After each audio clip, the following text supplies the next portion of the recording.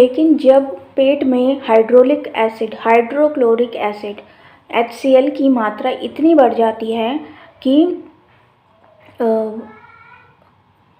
जाती है कि हमारा जो pH है वो 4.5 यानी कि 4.5 के आसपास पहुंच जाए, तो उसके बाद टाइलिन काम नहीं कर सकता। अगर हमारा HCl की मात्रा बढ़ जाएगी, पेट में हमारा HCl बनता है, उसकी जो एसिड की मात्रा है वो बढ़ जाती है और उसका pH हमारा पहुंच जाता है 4.5 के आसपास पहुंच गया, तो हमारा टाइलिन काम नहीं कर सकेगा। तो खाना पेट में हमारे लेयर्स में रहता है, तह में रहता है। जैसे समुद्र और खेत में, रेगिस्तान में लहर चलती हैं, वेव्स चलती हैं, तो वैसे ही हमारे सारे शरीर में लहरें चलती हैं, ठीक है, वेव्स चलती हैं। तो जो यूरिन नलिका में भी लहर चलती है। हमारा जो यूरिनरी ट्रैक होता है, यूरिन वाला ट्रैक, उसमें भी नलिकाएं में लहर चलती है, वेव्स चलती हैं, जिससे बूंद बूंद करके, ड्रॉप ड्रॉप करके यूरिन ब्लैडर में जाता रहता है और इकट्ठा होता रहता है, यूरिनरी ब्लैडर में इकट्ठा होता है। तो पेट में 1 मिनट में 3 लहरें चलती हैं, ठीक है। पेट में 4 मुख्य स्राव निकलते हैं, 4 सिक्रेशंस निकलते हैं हमारे पेट में। पहला HCl, दूसरा म्यूकस, तीसरा इंट्रिंसिक फैक्टर और चौथा पेप्सिनोजन, ठीक है। हाइड्रोक्लोरिक एसिड यानी HCl। इसके अलावा कुछ और चीज़ें भी कम मात्रा में निकलती हैं। इन सभी चीज़ों के मिश्रण को क्या कहते हैं हम? गैस्ट्रिक जूस कहते हैं। जो हमारा ये HCl, म्यूकस और इंट्रिंसिक फैक्टर, पेप्सिनोजन, ये चारों को मिलकर हमारा क्या बन जाता है? Gastric juice. तो सारे दिन पेट में 2 से 3 लीटर गैस्ट्रिक जूस बनता है हमारे पेट में। इस जूस के कारण, यानी कि इस लिक्विड के कारण, खाना पेट में सॉलिड, सख्त या ठोस रूप से बदलकर लिक्विड यानी तरल रूप में बदल जाता है, जिसे हम कहते हैं काइम कहते हैं। हाइड्रोक्लोरिक एसिड यानी कि HCl बहुत ही सख्त एसिड होता है, जो पेट में तभी बनता है जब तीनों चीज़ों की मौजूदगी होगी। जब तीनों चीज़ें होंगी, कौन सी 3 चीज़ होंगी? पहला एसिटिलकोलाइन, तीसरा हिस्टामाइन और गैस्ट्रिन, ठीक है। ये 3 चीज़ें होंगी। ये 3 चीज़ें अलग अलग जगह से निकलती हैं, ठीक है। जो हमारा एसिटिलकोलाइन है वो निकलेगा। एसिटिलकोलाइन क्या है? ये हमारा एक न्यूरोट्रांसमीटर है। ये हमारे ब्रेन से निकलता है एसिटिलकोलाइन। ये 10वीं नंबर की cranial nerve, vagus nerve, 10th cranial nerve number 10 द्वारा यह हमारे ब्रेन से निकलता है और पाचन तंत्र के कई अंगों को स्टिमुलेट करने का काम करता है, मगर यह डिसेंडिंग कॉलन को नहीं स्टिमुलेट करता, ठीक है। अब हम जानेंगे हिस्टामाइन के बारे में। यह पेट में ही बनता रहता है। हिस्टामाइन केमिकल पेट में ही बनता रहता है। गैस्ट्रिन नामक हार्मोन यह पाइलोरिक स्फिंक्टर की बाहरी परत से निकलकर रक्त में मिलता है। पाइलोरिक स्फिंक्टर होता है हमारे पेट में, उसकी जो बाहरी लेयर होती है से निकलकर हमारे ब्लड में मिल जाता है। यह तब बनेगा जब भोजन पेट के नीचे के भाग में पहुंचता है, जिसे हम पाइलोरिक एंट्रम कहते हैं। गैस्ट्रिन का कार्य क्या है? गैस्ट्रिन का काम होता है हाइड्रोक्लोरिक एसिड HCl बनाने वाले सेल्स को संदेश पहुंचाना, ताकि वे उचित मात्रा में एसिड बनाएं। पेट में विभिन्न जगह पर अलग अलग सेल्स होती हैं। पेट में हर जगह विभिन्न जगह पे अलग अलग सेल्स होती हैं। पेट के नीचे के भाग में जी सेल्स नामक सेल्स हैं। जी सेल्स होते हैं जो गैस्ट्रिन हार्मोन बनाते हैं।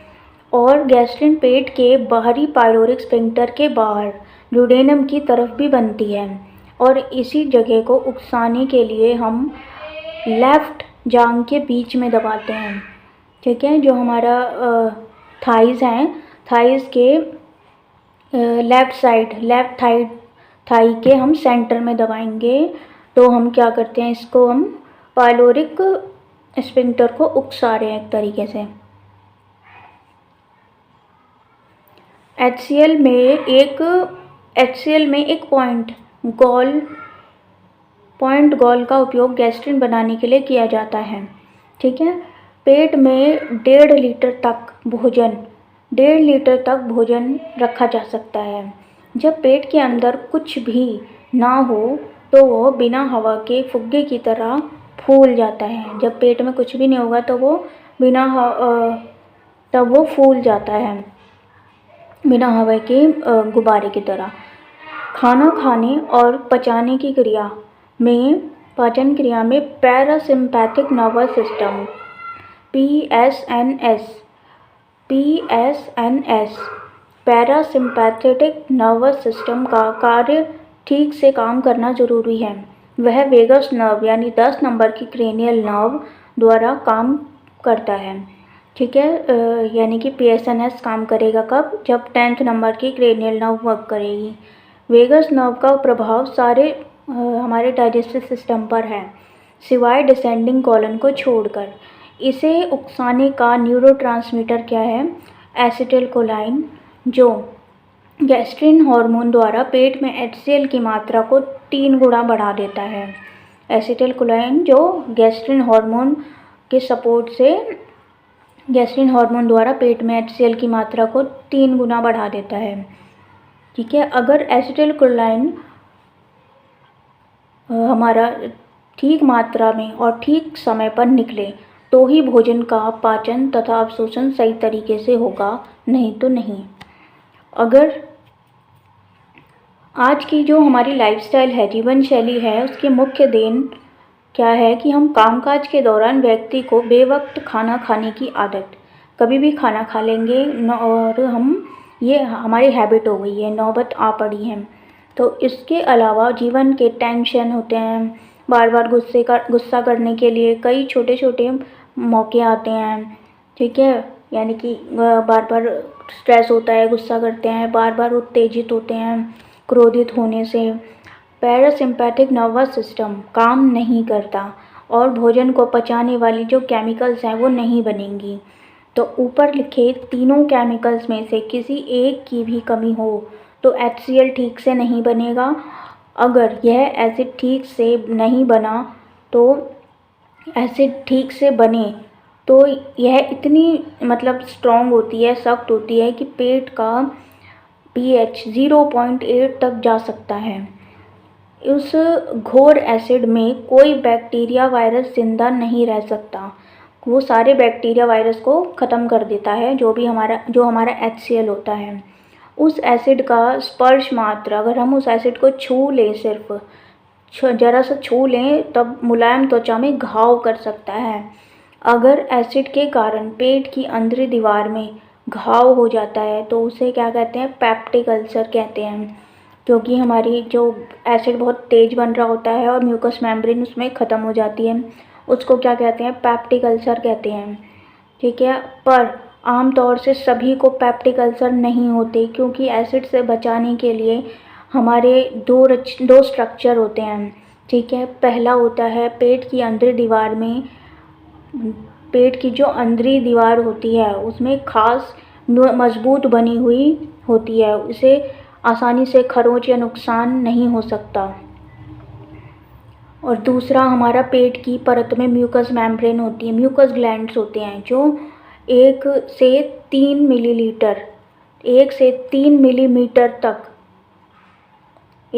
मिलीमीटर तक मोटा लेप म्यूकस मेम्ब्रेन पर म्यूकस नामक एक क्रीम जैसी पदार्थ सारे पेट पर अंदर से चढ़ाए रहती है, जो बनता रहता है और साथ साथ पचता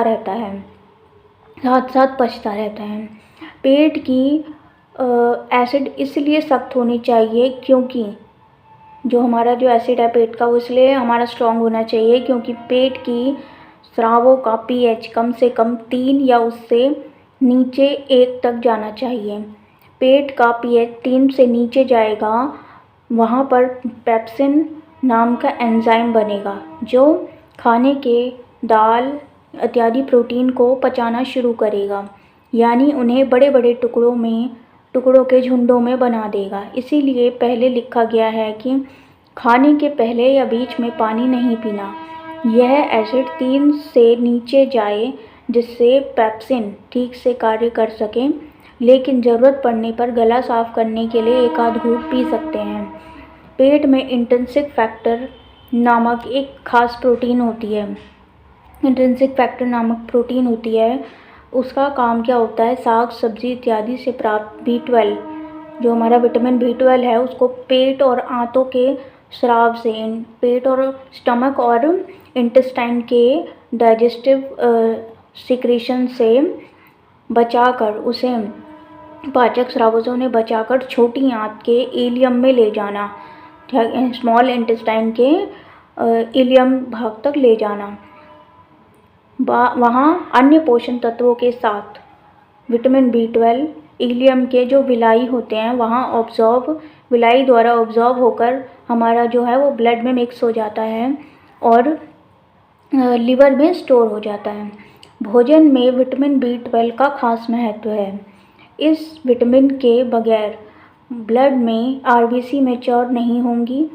ठीक है, अगर पेट में इंट्रिंसिक फैक्टर नहीं बना तो उस व्यक्ति के शरीर में विटामिन B12 की कमी आ जाएगी, जिससे उसके शरीर में कालापन यानी कि पिगमेंटेशन हो जाएगा, बॉडी पे थकान होगी, नर्व्स की वीकनेस आ जाएगी, तो इत्यादि लक्षण दिखेंगे।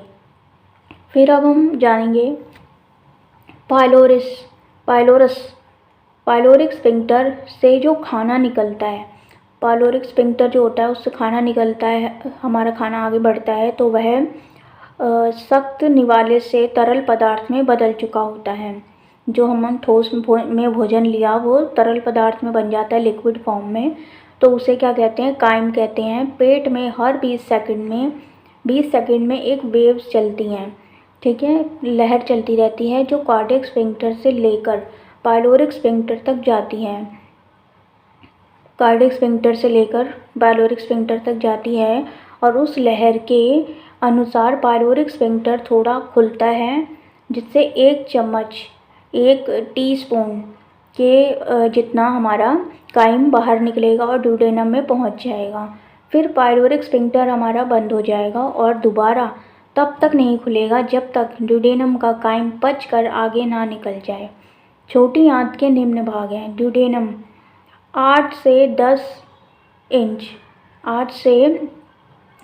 11 इंच की होती है हमारी ड्यूडेनम। ठीक है, लगभग 20 से 28 सेंटीमीटर।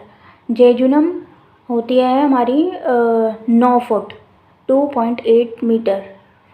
इलियम होती है हमारी 13 फुट की लंबाई होती है, यानी कि 4 मीटर।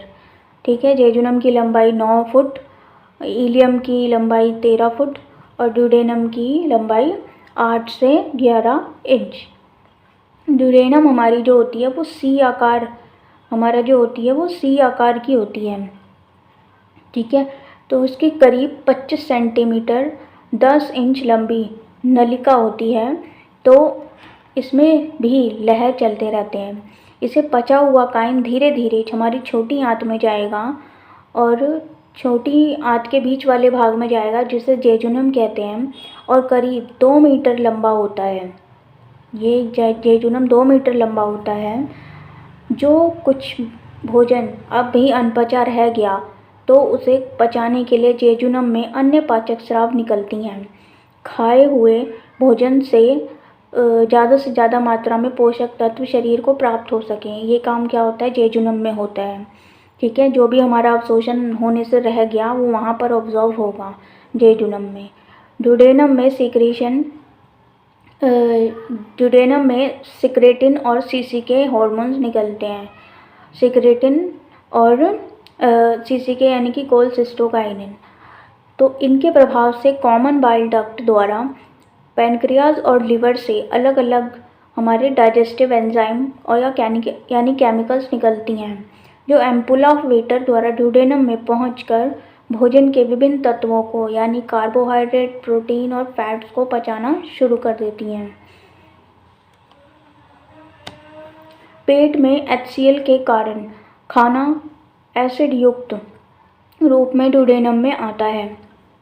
जब काइम खाना और पाचक रसों का पेट में मिश्रण छोटी आंत में प्रवेश करता है, तब आंतों की म्यूकोसा सिक्रेटिन नामक हार्मोन रिलीज़ करती है। काइम में एसिड कितनी सख्त मात्रा में है, उसी के मुताबिक उतनी ज़्यादा मात्रा में सिक्रेटिन निकलेगा।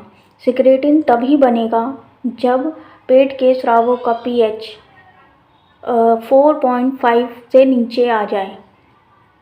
पेट में एसिड ठीक से नहीं बनेगा, या अगर उसमें पानी मिला दिया जाए तो पेट का pH 4.5 से नीचे नहीं जा सकता और सिक्रेटिन नहीं बनेगा।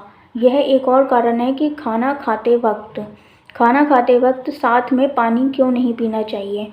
जैसे एसिड की मात्रा बढ़ेगी, पेट का जो pH होता है वो 3 या उससे नीचे जाएगा, तो पेट में ज़्यादा मात्रा में सिक्रेटिन निकलेगा।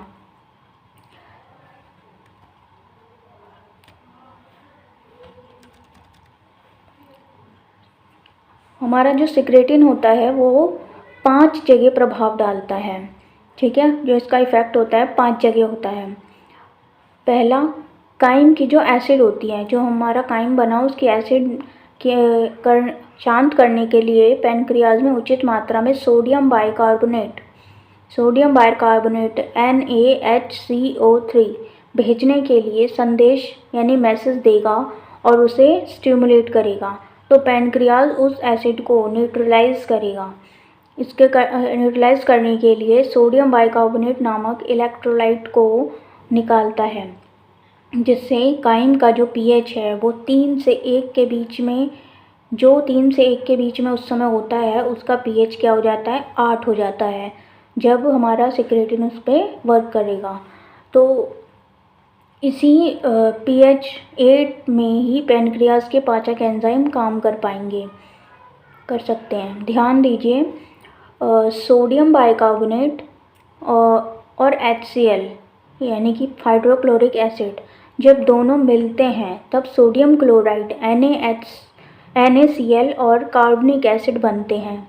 कार्बनिक एसिड H2CO3 बनते हैं, ठीक है। HCl plus NaHCO3 is equal to NaCl plus H2CO3, ठीक है। जब सोडियम बाइकार्बोनेट और HCl दोनों मिलेंगे तो सोडियम क्लोराइड और कार्बनिक एसिड बनेगा, जो हमारा है कार्बनिक एसिड से कार्बन डाइऑक्साइड और वाटर बन जाते हैं, ठीक है, जिससे सोडियम क्लोराइड और थोड़े पानी को ब्लड में ले लेता है। सोडियम क्लोराइड और थोड़े पानी को, वाटर को ब्लड में ले लेता है। बाकी कार्बन डाइऑक्साइड और कुछ पानी नमी के रूप में लंग्स द्वारा बाहर फेंक दिए जाते हैं।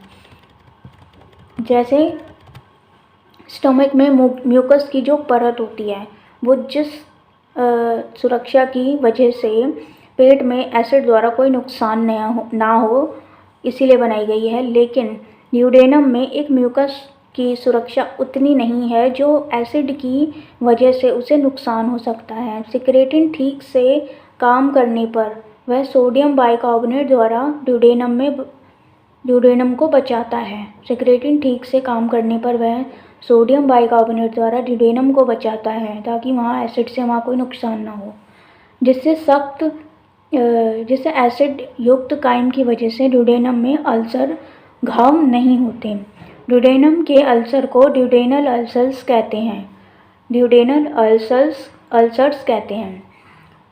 लीवर को उकसाएगा। सिक्रेटिन क्या करता है, सेकंड काम होता है उसका, हमारे लीवर को स्टिमुलेट करेगा वह बाइल भेजे। लीवर की जो बाइल होती है वो इतनी पतली होती है और एल्कली युक्त होती है कि वह भी काइम की एसिड को शांत करने में सोडियम बाइकार्बोनेट की मदद करेगी। तीसरा हमारा वर्क है जेजुनम की मोटिलिटी को कम करना। जो जेजुनम की मोटिलिटी तेज़ है उसको कम करना, ठीक है, ताकि काइम जल्दी आगे नहीं जाए और जब तक कि फैट्स और प्रोटीन ठीक से नहीं पच जाता। और चौथा वर्क है हमारा सिक्रेटिन का पाइलोरस से कहेगा। पाइलोरस को स्टिमुलेट पाइलोरस वह तब तक बंद रहे जब तक कि काइम को तब नहीं भेजना जब तक कि पहले के भेजे गए पदार्थ ड्यूडेनम में है। जब तक ड्यूडेनम फुलफिल है तब तक पाइलोरस आगे काइम को नहीं भेजेगा। ठीक है, वे पचकर आगे ना चले जाएं। जब ड्यूडेनम खाली हो जाएगा उसके बाद हमारा जो पाइलोरस है वो काइम को और ड्यूडेनम में भेजेगा थोड़ा थोड़ा करके। तो गैस्ट्रिन को रोकेगा। पांचवा काम क्या है, सिक्रेटिन हमारे गैस्ट्रिन को स्टॉप करता है। वह तब तक और एसिड बनाने का मैसेज नहीं देगा जब तक कि पाइलोरस नहीं खुलता। जब तक पाइलोरस नहीं खुलेगा तब तक वो और गैस्ट्रिन बनाने को नहीं बोलेगा। यह एक और कारक है जो पेट में पेप्टिक अल्सर होने से बचाने के लिए हेल्प करता है।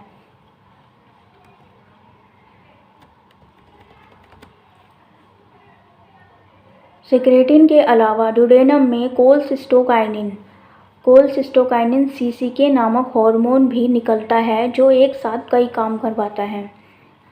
कोलसिस्टोकाइनिन क्या करवाता है, एक तो वह पेनक्रियास को मैसेज करता है कि वो भोजन की सारे जो पदार्थ हैं यानी फैट्स हैं, कार्बोहाइड्रेट हैं, प्रोटीन है, इन तीनों को पचाने के लिए ज़रूरत के अनुसार विभिन्न किस्म के पाचक एंजाइम भेज दे। ठीक है, और दूसरा क्या होता है, दूसरा होता है वह गॉल ब्लैडर को मैसेज करता है कि खाने में जितना भी घी तेल है उसके अनुसार उचित मात्रा में बाइल भेजें। वह जो बाइल फैट्स के कणों के बीच में फैल जाता है और उन्हें एक दूसरे से चिपकने नहीं देता।